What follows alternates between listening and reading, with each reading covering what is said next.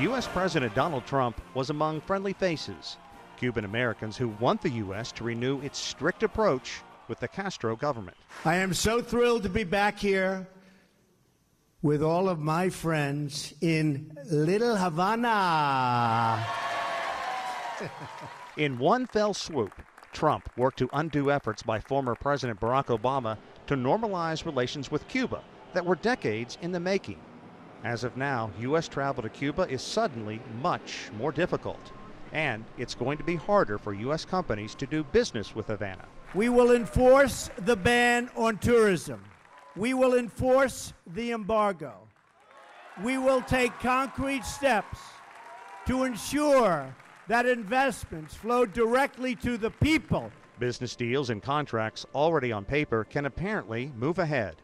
Flights and cruise ships will continue going to Havana. And it's still legal for U.S. citizens to buy Cuban rum and cigars.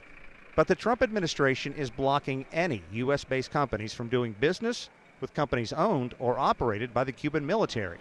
That's important because it accounts for a significant percentage of the business dealings on the island nation. No Trump, no KKK, no racist USA. Outside, Trump supporters and those who oppose the president and his policies were separated by a road, but their ideologies are miles apart. I think what this does is create more of a divide, and that's not the America that I want my family to be a part of. I am totally opposed to any travel to Cuba, any money, anything that is sent to Cuba, even charitable. I think this is a different America, not the America that I came here to live for. The dozen or so Trump supporters back a plan to put the economic squeeze on the Castro government, a measure that has not worked in close to 60 years. We are trying to choke the economy of that country. That's the only thing that's going to work. Trump did offer what he considers an olive branch to Cuban leaders, saying he will be willing to negotiate a new deal, but under certain circumstances. So we will respect Cuban sovereignty,